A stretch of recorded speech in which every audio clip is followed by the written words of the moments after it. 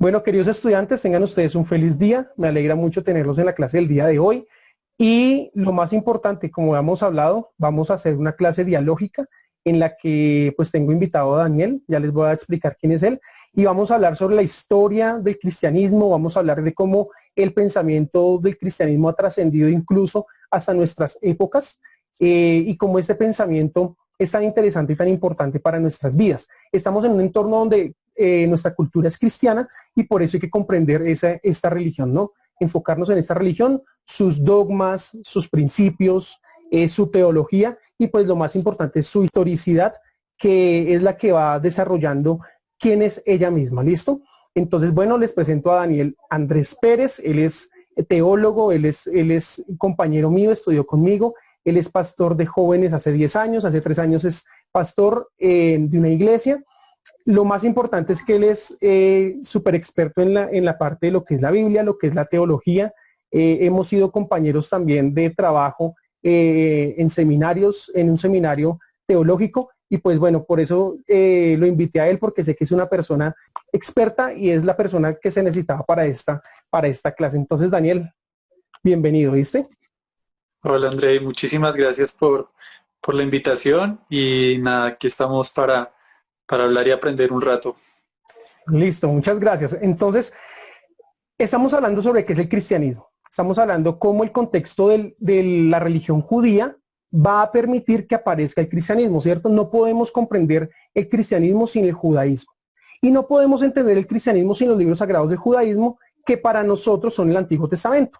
Entonces, en todo un contexto grecorromano, que vamos a hablar de un contexto histórico, en un contexto grecorromano, aparece el cristianismo con su fundador, Jesucristo, y con sus dos exponentes más importantes que van a ser Pedro y Pablo, ¿cierto? Que se van a encargar de expandir el cristianismo por el mundo conocido de esa época. El mundo conocido abarcaba 3 continentes, lo que es parte de Europa, parte de Asia y parte de África.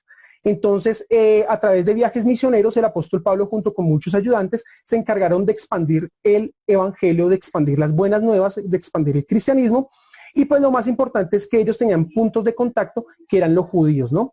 Los judíos son los primeros receptores porque, pues obviamente, es a ellos a quien se dirige lo que es el cristianismo, es a ellos, es en Jesucristo quien se cumplen las profecías del Antiguo Testamento, las simbologías que aparecen en el Antiguo Testamento, y pues de esa manera, pues Pablo y Pedro y la mayoría de los apóstoles, pues van a querer enseñar esta nueva forma de pensamiento que va a ser el cristianismo, que es lo que hoy nos cataloga a nosotros. ¿Listo?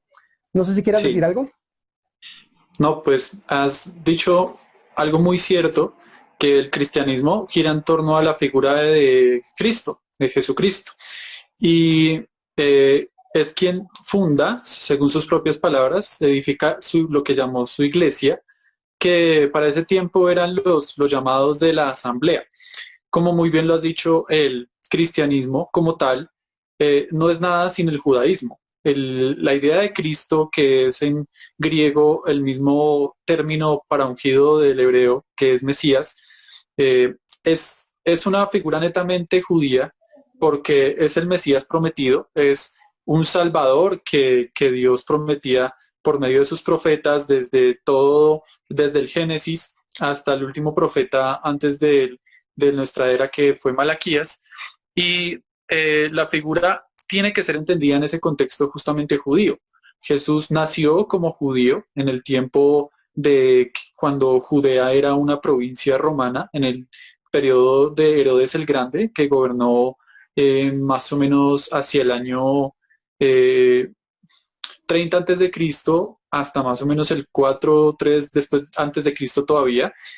Para nuestro calendario, Jesús termina naciendo en el año 5 antes de Cristo, y hay una persecución que él ejecuta, y es cuando conocemos la historia cuando José y María huyen a Egipto. Es en este contexto que nace Jesús, y alrededor de sus 30 años, él llega al ministerio público presentándose como bueno, Juan lo presenta como el Cordero de Dios, Juan lo presenta como el Salvador.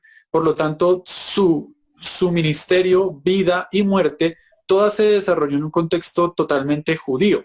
solamente que sus afirmaciones lo llevaron a la muerte porque él afirmaba no solamente ser ese Mesías prometido, sino también ser Dios hecho hombre.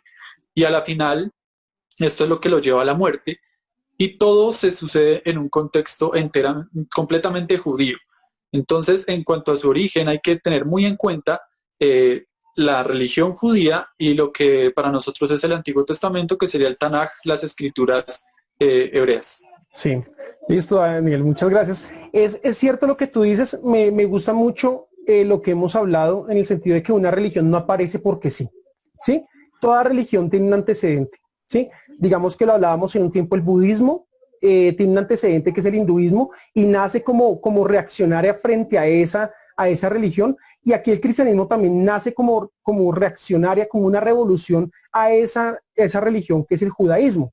¿Y por qué una revolución? Porque ya hay un Mesías, ¿cierto? No era un Mesías político como ellos lo estaban esperando. Ellos se imaginaban que era un líder político, un guerrero como David, con características de querer hacer caer el Imperio Romano a través de la guerra. Se imaginaban un líder bélico, ¿cierto? Un líder totalmente bélico. Pero no, Jesucristo lo que es un líder espiritual, pero también ético, que va a transformar lo que es este contexto grecorromano que estaba invadido de una inmoralidad terrible, ¿cierto? Lo va a transformar a través de sus palabras. Por ejemplo, cuando habla de que dejen venir a los niños a mí y no se los impidan, está reconociendo a la niñez, porque en ese tiempo se consideraban que los niños eran adultos en potencia, y como eran adultos en potencia, pues podían practicar cosas de adultos porque eran adultos pequeños, eran adultos en miniatura. Entonces, ellos eran partícipes de ese contexto. Cuando habla de que perdonemos al hermano, que cuidemos al hermano, está haciendo que todos tengan una igualdad de condición y se empieza a abolir la esclavitud, ¿no? Entonces, como que las ideas de Jesucristo van a empezar, sí, obviamente, a romper las estructuras del imperio, pero no a través de la guerra, sino a través de unas ideas. No se llaman ideologías porque no son ideologías, son ideas muy bien argumentadas que hacen que la fe y la esperanza de las personas se abra, ¿cierto? Y que ellos pues obviamente tengan en el cristianismo una nueva, un nuevo camino de vida, una nueva esperanza para su vida, un nuevo refrigerio para su vida. Entonces lo que hace el cristianismo es esto, ¿no? En ese contexto aparece Jesús en una época oscura, en una época terrible, y aparece como una persona que trae esperanza. Por eso él hablaba del evangelio, las buenas nuevas. La gente estaba llena de malas noticias, de una época oscura, terrible, y pues lo que hace el evangelio es abrirle las expectativas de vida a la gente, cambiarles su sentido de vida, y pues la gente, incluso si antes le tenían miedo a la muerte, ahora no le tenían miedo a la muerte, porque para ellos el seguir al cristianismo era incluso dar su vida, ¿no? Eso lo hace muy importante el cristianismo también. Sí, y lo interesante de todo, que tal vez es eso que le trajo problemas a Jesús, fueron sus afirmaciones temerarias, ¿no? Y decía, yo soy el camino al Padre, poniéndose como el único camino. También hablaba de que él conocía al Padre como ninguno, que lo venía a dar a conocer, y, y por eso muchas veces él tuvo problemas y lo intentaron matar varias veces. Él, hay que entender también que en su crianza, hasta sus al menos 30 años, lo que él estuvo haciendo fue, además de ser carpintero y que muy posiblemente le haya tomado el liderazgo de su casa como hermano mayor, porque su padre José seguro murió, porque en ese tiempo era normal los matrimonios o sea, se cree que María lo tuvo a cerca de los 16 años, y para esa época fácilmente José tendría 30. Cuando Jesús tenía ya 30 años, de todas formas la expectativa de vida en ese tiempo no superaba casi los 40 años.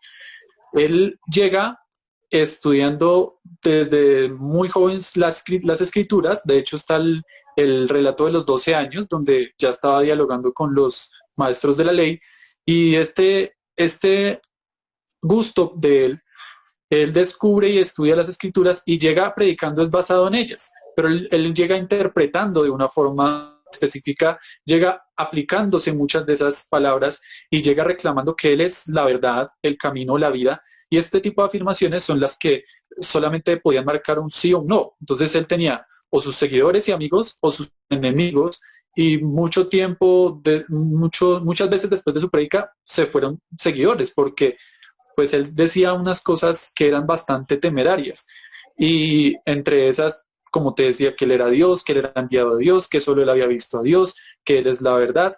Entonces esto lo pone en un nivel muy distinto a lo que muchos profetas de muchas religiones de pronto reclaman, ¿no? Que de pronto buscan la verdad, le dicen a la gente que pueden hacer esto, pero ninguno tal vez reclamó como él ser la verdad, decir la verdad y estar tan seguro de muchas afirmaciones que él se atrevía a hacer. Para el tiempo de Jesús había dos escuelas principales de interpretación bíblica, ¿no? Que se llamaba la de Hillel y la de Shammai, y cada uno tenía interpretaciones, y en ese tiempo se decía, como nadie sabe cómo se interpreta, el Mesías, ya que está por venir, va a interpretarnos de la forma correcta. Entonces por eso no va a haber muchos diálogos, y él tuvo diálogos con muchos grupos, los fariseos, los saduceos, por ejemplo en el tema de la resurrección, los celotes, los samaritanos, los herodianos, que eran sectas que se movían en ese tiempo, y con todos ellos tiene discusiones y a cada uno les